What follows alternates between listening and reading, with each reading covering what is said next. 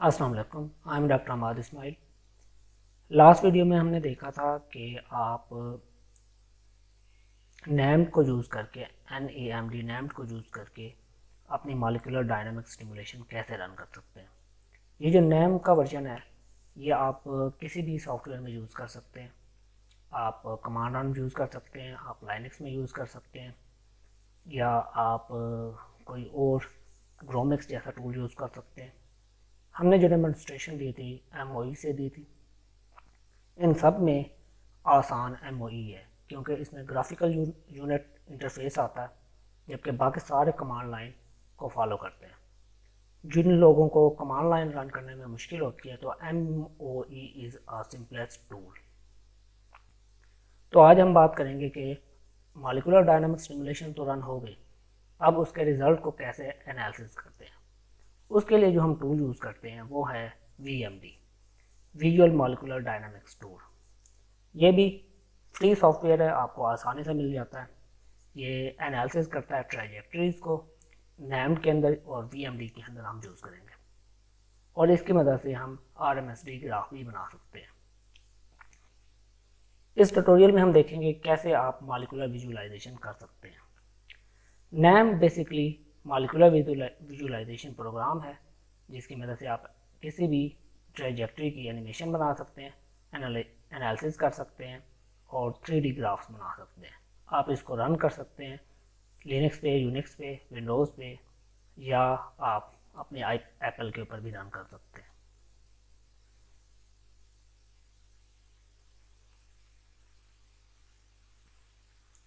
NAM को use करने के लिए आपने सिंपल गूगल में जाना है और गूगल में आपने लिखना है VMD। आपके पास ये पहला आएगा VMD, विजुअल मॉलिक्यूलर डायनामिक्स। इस पर क्लिक करेंगे, आपके पास ये विंडो ओपन होगी। इस पर आपने डाउनलोड पे क्लिक करना है तो आपके पास ये विंडो ओपन होगी। इसमें आपने देखना है कि मेरे पास अपने वर्जन के मुताबिक, अगर आप लिनक्स है या मैक है, मैं विंडोज़ 36 बिट यूज़ कर रहा हूँ, तो मैंने इस पर क्लिक करना है। जब मैं इस पर क्लिक करूँगा तो मुझसे वो यूज़र आईडी और पासवर्ड मांगेगा। ये सेम पासवर्ड है जो आपने, यूज़र आईडी और पासवर्ड आपने पहले यूज़ किया है, मैं सेम वही यूज़ करता हूँ।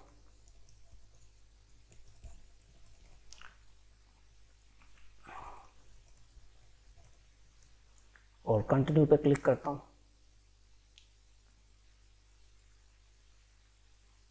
ये लाइसेंस एग्रीमेंट है, इसको एग्री कर ले। सेम प्रोसीजर हमने पीछे नैम को डाउनलोड करने के लिए किया था। अब ये हमारे पास डिफरेंट वर्जन आ गए कि आप इसका कौन सा यूज़ करना चाहते हैं। मैं लेटेस्ट इसका है 1.94A57। ये ऑफ़र कर रहा है मैक में, 64 बिट एप्पल में, और ये जो लास्ट वाला वर्जन है ये हमारे पास विंडोज़ का है, तो हमने ये वाला डाउनलोड करना है। ये ख्याल करें कि आपने करेक्ट वर्जन डाउनलोड करना है, अदरवाइज़ ये आपका उस सिस्टम पे काम नहीं करेगा। इसकी मैं डाउनलोडिंग यहाँ से स्टार्ट कर देता हूँ। जैसे ही डाउनलोडिंग कंप्लीट होती है हम इसके ऊपर वापस आते हैं। मीनवाइल हमने यहाँ पे स्टिमुलेशन रन की थी, ये हमारे डॉकिंग के रिजल्ट्स थे, और यहाँ पे हमारे स्टिमुलेशन के रिजल्ट हैं।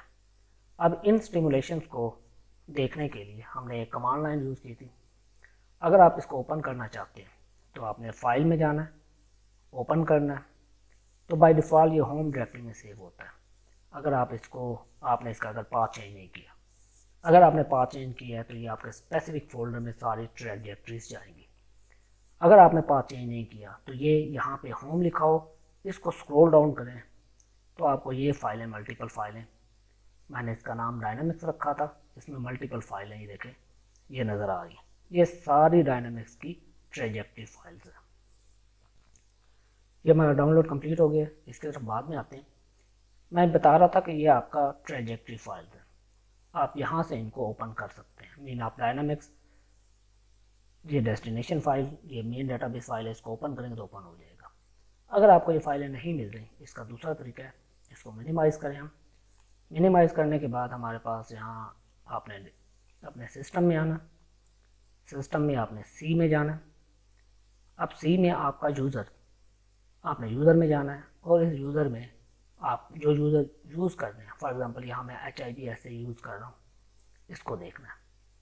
इसके ड्रैग डाउन मेनू में आपने ये फाइलें सर्च करनी है। ये मैंने रन की थी 31 को, तो ये 31 की जितनी भी फाइल हैं ये सारी आपकी ट्रेजेक्ट्री फाइल्स हैं। इन सबको आप कॉपी कर लें। कॉपी करने के बाद मैंने डेस्कटॉप पे एक फ़ोल्डर बनाया हुआ है ट्रेजेक्ट्री का, और मैं इसको यहाँ पे पेस्ट कर देता हूँ ताकि मैं इसको बाद में यूज़ कर सकूँ। ये मेरे पास ट्रेजेक्ट्री यहाँ पे कॉपी हो गई है। अब मैं वापस आता हूँ डाउनलोडिंग में। ये आपका डाउनलोड यहाँ पे भी हुआ होगा, आपने इसको फोल्डर ओपन कर लेना है। तो मेरा यहाँ पे डाउनलोड हो गया और आपने इसको यहाँ से रन करके इंस्टॉलेशन इसकी स्टार्ट कर देनी है। इसको यस पे क्लिक कर दें, साथ ही इसका इंस्टॉलेशन शुरू हो जाएगी। यह कुछ सेकंड्स लेगा depending upon your computer speed. जैसे ही इसकी इंस्टॉलेशन कंप्लीट होती है हम इसके नेक्स्ट स्टेप पे आते हैं। मीनवाइल मैं आपको इसका स्ट्रक्चर बता देता हूँ जब तक ये इंस्टॉल होता है। ये ट्रेजेक्ट्री फाइल्स है। अब इन ट्रेजेक्ट्री फाइल में आपने देखना है कि यहाँ पे हमारे पास यहाँ से व्यू के ऑप्शन में आपने इसको, अगर ये इस तरह का शो नहीं हो रहा तो आपने डिटेल पे क्लिक करना है। डिटेल पे क्लिक करने के बाद ये दो फाइलें आपके पास जो काम की, एक है डायनामिक्स, ये मेरा डायनामिक्स नाम है। आपने जो नाम रखा होगा आपका वही नाम शो होगा, .psf फाइल। और उसके बाद एक और फाइल आपने ढूंढनी है। ये मैंने 10 मिनट इक्विलिब्रियम रन किया था और 10 nano second pico second equilibrium था और मेरा 50 पिको सेकेंड मेरी प्रोडक्शन थी। टोटल हो गया 10 + 50 60। अब इसके अंदर मेरे पास एक फाइल है DCD की, ये फाइल DCD की 60 वाली DCD की फाइल। ये दो फाइलें हमारे काम की हैं, एक ये DCD फाइल और आपकी PSF फाइल। ये तीन फाइलें आपके काम की हैं जो आगे आपकी यूज़ होंगी VMD के अंदर। ये हमारा हो चुका है इंस्टॉल। आप देखें जैसे ये इंस्टॉल हुआ यहाँ पे आइकन आ गया और इसको फिनिश करके हम इसको कंप्लीट कर लेते हैं। जैसे मैंने इसको फिनिश किया है तो ये ऑटोमेटिकली ये ओपन हो गया। अगर आपका ओपन ना हो तो आप डायरेक्ट जाके वहाँ से इसको ओपन कर सकते हैं। अगर आपका ओपन नहीं हुआ तो सिंपली ये फोल्डर आया हुआ है, अगर यहाँ पे ना हो तो आपने यहाँ से VMD सर्च कर लेना है तो ये आपके पास ऐप आ जाएगी। इसको ओपन करेंगे, इसके बारे में देख लें थोड़ा। इसकी 3 विंडोज़ है। ये जो पीछे ब्लैक में नज़र आ रही है ये इसकी कमांड लाइन है। जो काम होता है इसमें आपको नज़र आता है। आप इसमें डायरेक्ट भी टाइप कर सकते हैं मगर ये यूज़र फ्रेंडली नहीं है। यहाँ पे आपका डिस्प्ले शो होगा और यहाँ पे आपने अपने मॉलिक्यूल्स को लोड करना है। अब देखें जब ये डिस्प्ले के ऊपर अभी कुछ नहीं नज़र आ रहा, आपका VMD नज़र आ रहा है। आपने ये करना है कि सबसे पहले फाइल में जाना है, न्यू मॉलिक्यूल, और यहाँ पे आपने फाइल नेम में ब्राउज के बटन पे क्लिक करना। यहाँ से आपने पाथ देना है। मैंने पाथ अपना दिया हुआ था, डेस्कटॉप पे रखा हुआ है NAMD, और उसके अंदर मैंने ट्रेजेक्ट्री का फोल्डर बना के सारी फाइलें इस पर कॉपी की हैं। सबसे पहले आपने ढूंढनी है PSF वाली फाइल, ये मेरे पास है .psf फाइल। ये डायनामिक्स मैंने इसको नाम दिया था अपनी जो मैंने कमांड रन की थी या आप वर्क रन किया था उसको, और इसको आपने ओपन कर देना। जब आप इसको ओपन करेंगे डिटरमाइन फाइल, इसके ऊपर मैंने रखा हुआ था पहले ऑटोमेटिक। जब आपने इस पर क्लिक किया तो ऑटोमेटिकली इसके ऊपर आ गया चार्म NMD। मैंने इस पर कुछ नहीं किया, इसने ऑटोमेटिकली इसको डिटरमाइन कर लिया। अब मैंने बस इस पर लोड के बटन पे क्लिक करना। अब देखें जब लोड पे क्लिक किया ये स्क्रीन एम्प्टी है, मगर पीछे वाली स्क्रीन पे यहाँ पे देखिए कुछ इन्फॉर्मेशन आई है जो एंड पे आपको ये बता रहा है कि ये फ्रैगमेंट, इतने फ्रैगमेंट हैं और 2 प्रोटीन्स हैं। इसको मैं मिनिमाइज कर देता हूँ। अब मैं दोबारा, अगर आपने इसको क्लोज कर दिया है तो कोई बात नहीं, अगर है तो ठीक है। आपने फाइल में आना है, दोबारा न्यू मॉलिक्यूल में। अब आपने यहाँ पे न्यू मॉलिक्यूल नहीं चूज़ करना, आपने यहाँ से चूज़ करना है। ये आपके पास ऑप्शन आ जाएगा ऑटोमेटिकली डायनामिक 0A, क्योंकि यहाँ पे आपने डायनामिक 0A.psf ऑलरेडी अपलोड की हुई है। तो जब आप इसको ओपन करेंगे तो यहाँ पे आपने इसको सिलेक्ट करना है। ये सिलेक्ट करने के बाद आपने दोबारा ब्राउज में जाना। अब आपने DCD फाइल ढूंढनी है, और DCD फाइल आपने ढूंढनी है, ये DCD फाइल है। ये DCD फाइल आपकी है 60 नैनोसेकंड वाली, क्योंकि 60 नैनोसेकंड में 10 नैनोसेकंड हमारे पास हैं इक्विलिब्रियम के और 50 नैनो सेकेंड्स हैं हमारे पास आपके प्रोडक्शन के, तो इसमें कंप्लीट है। इसके अंदर और 10 वाले भी हैं और भी हैं, मगर वो आपको पूरा डाटा नहीं देगा, तो आपने ये 60 वाले चूज़ करनी है। इसको ओपन कर दें। ओपन करने के बाद इस पे आप ध्यान दीजिएगा ब्लैक स्क्रीन पे, और आपने देखें ये ऑटोमेटिकली, बाकी इन्फॉर्मेशन आपने कोई नहीं चेंज करनी, ये ऑटो डिटेक्ट करेगा और लोड पे क्लिक करना है। जैसे ही आपने लोड पे क्लिक किया आपके पास ये इन्फॉर्मेशन यहाँ पे कुछ आई। अब आप इस विंडो को जो आपके पास ओपन हुई थी, बेशक इसको क्लोज कर दें। अब आपके पास ये विंडो है जहाँ पे वो शो कर रहा है कि मॉलिक्यूल आईडी ये है, एटम इतने हैं, फ्रेम इतने हैं, वॉल्यूम इतना है, और इसके यहाँ कॉर्नर पे, ये इसके कॉर्नर पे यहाँ पे एक प्ले का बटन है, इसको प्ले पे क्लिक करें। ये प्ले पे क्लिक करेंगे तो ये घूमना शुरू हो जाएगा। ये घूमना क्या है, ये बेसिकली ट्रेजेक्ट्रीज हैं, ये मूवमेंट ऑफ एटम है जो कि स्टिमुलेशन के दरमियान प्रोड्यूस हुई है। अब हमने ये बता रहा है कि ये 100 फ्रेम्स हैं, आप इसकी स्पीड को कम ज़्यादा, अगर आप यहाँ से करेंगे तो ये स्पीड इसकी कम ज़्यादा होगी। ये आपको बता रहा है कि ये इतने मॉलिक्यूल हैं। मज़ीद कम करेंगे तो ये मज़ीद कम हो जाएगी। ये आपको स्क्रीन बता रही है, स्पीड बता रही है। आपने लूप पे लगाया हुआ है, आप प्रॉक पे लगा सकते हैं, वो आपकी मर्ज़ी है। ठीक है, अगर ये आपके पास ऑप्शन नहीं आ रहा, लेट्स सपोज नहीं आता, उसके लिए अगर आपने इसको लाना है, उसमें क्या तरीका है, आपने ग्राफिक्स में जाना, ग्राफिक्स में आपने प्रेजेंटेशन में जाना। प्रेजेंटेशन में आपके पास यहाँ पे ये चीज़ खाली होगी, तो देखें अभी यहाँ पे ये नहीं आ रहा। आपने यहाँ पे लिखना है ऑल, ALL ऑल, और ये सारा स्मॉल में लिखना है, और ये करने के बाद आपने क्रिएट REP पे क्लिक कर देना। जैसे ही आप क्लिक करेंगे ये लाइंस नेम आ जाएंगे और प्लस ये आपका मॉलिक्यूल अपीयर हो जाएगा। आप यहाँ से इस मॉलिक्यूल की सेटिंग को अगर चेंज करना चाहें, ये डिफरेंट किस्म के, ये देखिए बॉल एंड स्टिक मॉडल आ गया, या और आप इसमें से समटाइम ये कार्टून होता है, आप इसका कार्टून करना चाहें, या फिर इसमें और भी बहुत से ऑप्शन है। ये न्यू कार्टून पे क्लिक कर देता हूँ मैं और अप्लाई कर देता हूँ कि ये मल्टीपल ऑप्शन इसके आप यूज़ कर सकते हैं। मैं इधर लाइन चूज़ कर लेता हूँ। ये एक चीज़ हो गई। अब सेकंड चीज़ जो हम इसमें करना चाह रहे हैं, हमारे पास हम इसका देखना चाहते हैं कि RMSD वैल्यू या उसका ग्राफ हम इसका कैलकुलेट करना चाहते हैं। अब RMSD के लिए जो एक बेसिक इंफॉर्मेशन होती है, अक्सर जो मॉलिक्यूलर डायनामिक्स का डाटा होता है वो आपसे RMSD का ग्राफ मांगते हैं कि प्रोटीन का RMSD का ग्राफ दें, लाइगेंड का RMSD का ग्राफ दें। एक्सटेंशन और एनालिसिस के अंदर है आपका यहाँ पे RMSD ट्रेजेक्टरी टूल। दोबारा बताता हूँ, एक्सटेंशन, एनालिसिस, और यहाँ पे है RMSD ट्रेजेक्टरी टूल। जब आप इसको खोलेंगे आपके पास ये विंडो ओपन होगी। अगर ये एम्प्टी हो तो आपने इसके अंदर लिखना है प्रोटीन, PROTEIN, और सारे स्मॉल हो। आपने इसको सिलेक्ट करना है। सिलेक्ट करने के बाद आपने अलाइन पे क्लिक करना है। अलाइन पे क्लिक करने के बाद आपने प्लॉट पे क्लिक करना है। सिलेक्शन मॉडिफायर्स के ऊपर आपने बैकबोन पे, आप मेन बैकबोन की इसको चाह रहे हैं। इसमें ट्रेसेस एलिमेंट भी हैं, अगर NOH कोई और एटम है तो वो भी आप देख सकते हैं, मगर हम बैकबोन का देखना चाह रहे हैं। और यहाँ पे आप क्लिक कर दें RMSD के ऊपर। जैसे ही आप इस पर क्लिक करेंगे तो आपके पास ये ग्राफ बन जाएगा।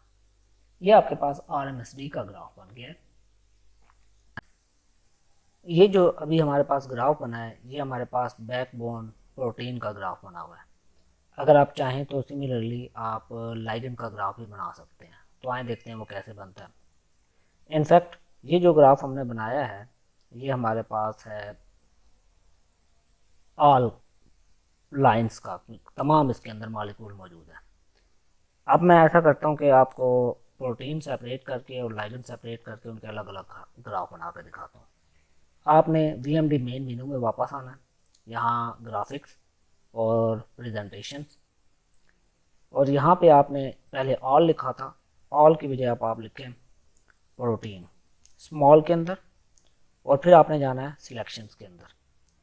सिलेक्शन में आपने यहाँ पे चूज़ करना है बैकबोन टाइप, और बैकबोन टाइप में आपने चूज़ करना है प्रोटीन बैकबोन। ये चूज़ करने के बाद आपने क्रिएट के ऊपर क्लिक कर देना। ठीक है, ये करने के बाद अब आपने लाइंस पे आना है। ये लाइंस जिसके ऊपर ऑल लिखा हुआ था इसको डेल प्रेप कर देना है। ऑल वाला अब हमारा डिलीट हो गया। अब जो हमारे पास आ रही है वो सिर्फ प्रोटीन आ रही है। मैं इसको मूवमेंट पे लगा देता हूँ, यहाँ से प्ले, ये हमारी प्रोटीन मूव कर रही है। अब मैं चाहता हूँ कि मैं लाइगेंड को करूँ। लाइगेंड को करने से पहले आपको लाइगेंड का नेम पता होना चाहिए पहले। तो बेसिकली मैं इसको मिनिमाइज करता हूँ। एमओई में डॉकिंग की थी, ये हमारी डॉकिंग है, स्टिमुलेशन रन की थी। यहाँ पे SEQ में आपने आना। SEQ में ये आपकी ALUA, ये आपकी प्रोटीन आ रही है, और ये जो नंबर 2 पे यहाँ पे स्टार है और इसके आगे 1 लिखा हुआ है। इस 1 का मतलब है आपका जो लाइगेंड का नेम होगा वो इसने इसको कोड दिया हुआ है 1 का, या समटाइम ये अगर स्टार लगाता है तो वो कोड होगा स्टार का। अगर कोई और आप टूल यूज़ करते हैं उसके अंदर अगर LIG लाइगेंड लिखा हुआ है तो आपने लाइगेंड चूज़ करना है। अभी हमारे पास जो लाइगेंड का कोड है वो 1 है, तो हमने 1 यूज़ करना है। इसको मैं क्लोज कर देता हूँ और इसके बाद इसको मिनिमाइज करता हूँ।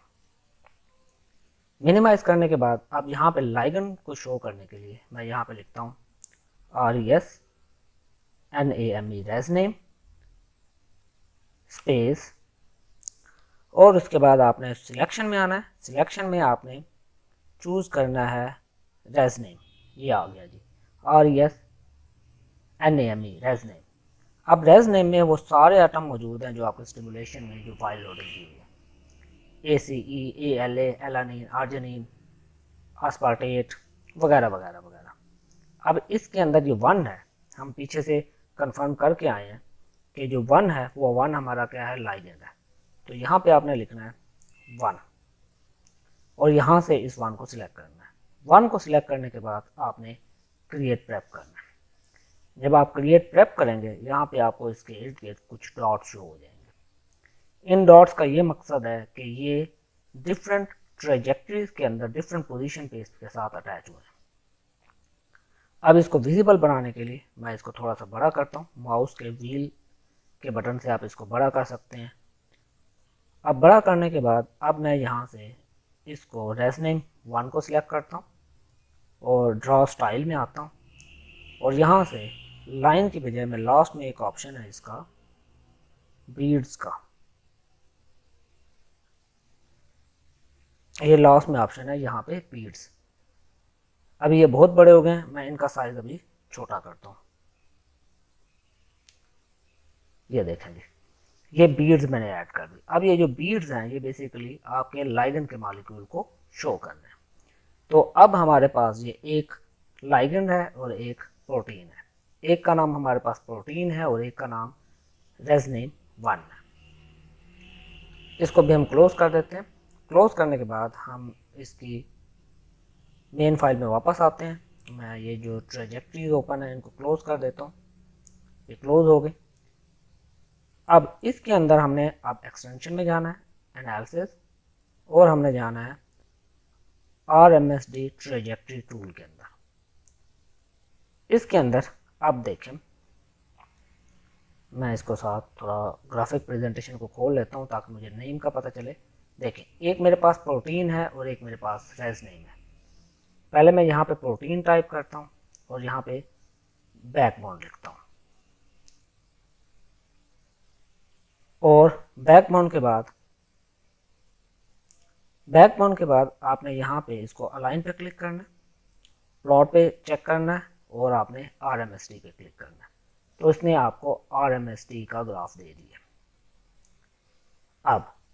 अब आपने इधर प्रोटीन की बजाय लिखना है रेजनेम 1। आपने एग्जैक्टली वही नाम लिखना है जो नाम इधर है। अगर आपका लाइगेंड हो तो लाइगेंड लिखना है या कुछ और अब आपने बैकबोन की बजाय क्लिक करना है NOH। NOH का मतलब है नो हाइड्रोजन। इसको भी अलाइन करना है, प्लॉट पे क्लिक होना चाहिए और आपने RMSD पे क्लिक करना है। अब ये जो आपके पास जो दूसरा प्लॉट आ रहा है, ये प्लॉट आ रहा है आपके पास लाइगेंड का, ये 1 वाला। मैं इसको थोड़ा सा छोटा करता हूँ ताकि आपको मैं दिखा सकूँ। अब आपके पास एक ये प्लॉट है जो फ्रेम 1 रेजनेम 1 का आ रहा है, और आपके पास एक ये प्लॉट है, ये आपके पास आ रहा है प्रोटीन का। ये शुरू हो रहा है हमारे पास 111 से, 0.111 से, और ख़त्म हो रहा है 0.15 पे, जबकि ये हमारे पास शुरू हो रहा है 1.5 से, और ये ख़त्म हो रहा है हमारे पास 1.925 पे। अब इस ग्राफ को आपने कैसे यूज़ करना है? एक तो सिंपल आप ये कर सकते हैं, इसका स्क्रीनशॉट लेके एज सच आप इसको अपने थीसिस के अंदर या अपने असाइनमेंट के अंदर पेस्ट कर सकते हैं, या इसका दूसरा तरीका ये है कि आप इसको एक्सपोर्ट कर सकते हैं। ये हमारे पास ये पहला ग्राफ है, मैं इसको क्विकली करके दिखाता हूँ। पहला ग्राफ है हमारे पास प्रोटीन का। आपने फाइल में जाना है और एक्सपोर्ट, एक्सपोर्ट के अंदर ये ऑप्शन है आपके पास, एक्सपोर्ट टू ACI22 मैट्रिक्स। इसको आपने, मैं इसको यहाँ पे एक्सपोर्ट करता हूँ, डेस्कटॉप पे कर लेता हूँ, और इसको नाम देता हूँ प्रोटीन का, और ये ACI2 डाटा फाइल होगी, इसको सेव कर लेता हूँ। इसके बाद मैं ओपन करता हूँ अपना सेकंड जो रेजनेम 1 वाला है, ये मेरा लाइगेंड है, इसको एक्सपोर्ट मैट्रिक्स, और इसको भी मैं डेस्कटॉप पे सेव करता हूँ, और इसको नाम देता हूँ लाइगेंड का, और इसको सेव कर देता हूँ। अब मैं देखता हूँ कि मेरे पास ग्राफ आ गए। जी आ गया। ये एक मेरे पास है लाइगेंड और एक मेरे पास है प्रोटीन का। इसको मैं मिनिमाइज कर देता हूँ। अब यहाँ से मैंने आना है एक्सेल को ओपन करना। अब इस डाटा को एक्सेल में इंपोर्ट करने के लिए आपने ओपन फाइल में जाना, ब्राउज के ऑप्शन पे क्लिक करना, और यहाँ से डेस्कटॉप पे जाना, और यहाँ से ऑल एक्सेल फाइल्स की बजाय आपने लिखना है ऑल फाइल्स पे सिलेक्ट करना है, तो ये दो फाइलें शो हो जाएंगी। तो पहले मैं प्रोटीन वाली फाइल ओपन करता हूँ, वो ये ऑप्शन देगा, आप कहेंगे यस, तो आपको ये ऑप्शन देगा। इसमें आपने डीलिमिटेड वाला ऑप्शन यूज़ करना है, नेक्स्ट करना, देन टैब पे, और आपने स्पेस पे क्लिक करना है। जब आप स्पेस पे क्लिक करेंगे तो देखेंगे यहाँ पे वो स्पेस ऐड कर देगा, ये स्पेस ऐड कर दी। नेक्स्ट पे क्लिक करें, इसको जर्नल के ऊपर होना चाहिए, और फिनिश पे क्लिक कर दें। जब आप इसको क्लिक करेंगे तो देखेंगे तो यहाँ पे आपकी ये प्रोटीन वाली फाइल आ गई, और यहाँ पे आपके पास ये 100 मॉलिक्यूल का ये डेटा आ गया, 100 पिकोसेकंड का। ठीक है, 100 ट्रैजेक्टरीज आ गई। इसी तरह अब हम दूसरी फाइल को अपलोड करते हैं। हम ओपन करते हैं, ओपन करने के बाद ब्राउज, ब्राउज में हमने सिलेक्ट करना है डेस्कटॉप, डेस्कटॉप पे इधर से सिलेक्ट करना है ऑल फाइल्स, और हमने लाइगेंड की फाइल को क्लिक करना और ओपन करना। अगेन यस पे क्लिक करें, डिलिमिटेड, नेक्स्ट, टैब और स्पेस के बटन पे, नेक्स्ट, जर्नल पे, और फिनिश। तो अब आपके पास एक और एक्सेल शीट बन गई है, जिसमें आपके पास ये भी आप देख लें, आपके पास ये 99 तक एक फाइल आपके पास प्रोटीन की है, और एक फाइल आपके पास लाइगेंड की है। अब इनका ग्राफ बनाना है। ग्राफ बनाने के लिए आपने ये दो कॉलम इसको ऊपर रख के यहाँ से दो कॉलम सिलेक्ट करने, इसके अंदर जितनी वैल्यूज होंगी सारे सिलेक्ट हो जाएंगी। इंसर्ट में जाना है, इंसर्ट में आपने स्कैटर चार्ट, और स्कैटर चार्ट में आपने ये चार्ट यूज करना है। अब ये ग्राफ कुछ इस किस्म का है। इसको एडजस्ट करने के लिए वाई एक्सिस पे डबल क्लिक करें, तो ये साइड पे कॉलम ओपन हो जाएंगे। इसकी मिनिमम वैल्यू ये यहाँ से है, और मैक्सिमम यहाँ तक है। मैं इसको रख देता हूँ 0.11, और इसकी मैक्सिमम 0.16। तो देखिए ये कॉलम, इसका ग्राफ एडजस्ट हो गया। ये उसी तरह का ग्राफ आपको दे रहा है जैसे पहले दिया था। अब यहाँ से इस पर डबल क्लिक करूँगा वाई एक्सिस पे, और इसके भी आपने कॉलम इसी तरह से एक्सिस आपने इसके ग्रिड लाइन आपने इसके एडजस्ट कर लेनी है 100 तक।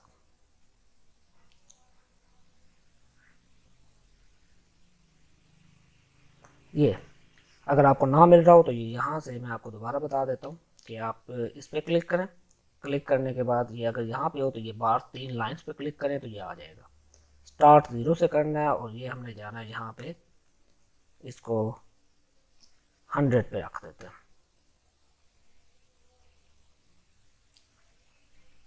सॉरी 1000 हो गया, इसको मैं सेट कर लेता हूँ ये 100 पे। ये देखें जी, ये आपका ग्राफ बन गया प्रोटीन का। अगर आप देखेंगे ये आपकी प्रोटीन का ग्राफ है, ये उसी तरह से का मिलता जुलता ग्राफ है जिस तरह का आपके पॉइंट्स आपके पास आ रहे थे। सेम आपको डिप्रेशन मिल रहा होगा। सेम वे में आप लाइगेंड का भी ग्राफ बना सकते हैं। सम टाइम जर्नल की ये रिक्वायरमेंट होती है कि आपने लाइगेंड और प्रोटीन दोनों का इकट्ठा ग्राफ देना है। उस ग्राफ के लिए ये मेरे पास लाइगेंड का डाटा है, इसका स्केल सेम है। यहाँ से इसका जो बी कॉलम है ये कॉपी करें और इसको हम पेस्ट कर देते हैं। ये सेम स्केल है, इसके बी कॉलम को यहाँ पे इसके पहले कॉलम पे रख के यहाँ पे रख के कंट्रोल वी कर दें तो ये कॉलम आ गया। अब पहले हमने 2 कॉलम चुने थे, अब हम यहाँ पे मैं एक और कॉलम इंसर्ट करता हूँ और इस पे नाम देता हूँ, ये मेरे पास प्रोटीन है और ये हमारे पास लाइगेंड है। ठीक है, इसको मैंने नेम दे दिया। अब आपने ये तीनों कॉलम इकट्ठे सिलेक्ट करने हैं। अगेन इंसर्ट में जाना है, स्कैटर चार्ट, और इसका स्कैटर चार्ट बना देना। अब इसके एक्सेस एडजस्ट करने, एक्सेस एडजस्ट करने के लिए यहाँ से पे डबल क्लिक करूँगा मैं, यहाँ पे कॉलम पे एक्सेस ऑप्शन, और ये ख़त्म हो रहा है 2 के ऊपर, यहाँ पे 2.0, और ये ख़त्म स्टार्ट हो रहा है 0.11 पे। तो ये इस तरह से अब ये इनके दरमियान कोई स्पेसिफिक रिलेशन बन नहीं रहा, बट अगर ये दोनों सेम स्केल पे आ जाएंगे फिर आपका बन जाएगा। बहरहाल आप इस तरह से इनके ग्राफ अगर बनाना चाहें तो आपके ग्राफ बन सकते हैं, या अगर आप ये ग्राफ नहीं बनाना चाहते तो सिंपली आप यहाँ से इसका स्क्रीनशॉट लेके या आप इसको स्क्रीन कैप्चर करके अपना इनका ग्राफ भी बना सकते हैं। इसके अंदर ये फ्रेम्स हैं और ये आपके पास RMSD वैल्यू है। सो ये हमारे पास डॉकिंग का ट्यूटोरियल था, और साथ में जिसमें हमने ये देखा VMD का ट्यूटोरियल था कि जिसमें हमने देखा कि डिफरेंट VMD की आप कैसे प्रेजेंटेशन कर सकते हैं। इसके अलावा भी VMD में मल्टीपल आपके ऑप्शंस होते हैं। यहाँ ग्राफ प्रेजेंटेशन के अंदर आप कलर, मटेरियल, लेबल्स और बहुत से टूल और डिस्प्ले ऑप्शन भी आप चूज़ कर सकते हैं डिफरेंट किस्म के। आप मल्टीपल चीज़ों को चेक कर सकते हैं। उम्मीद है आप लोगों को ये ट्यूटोरियल फ़ायदा देगा। अगर आप लोगों के कोई क्वेश्चन है तो कमेंट ज़रूर कीजिएगा। Thank you so much for watching. अल्लाह हाफिज़।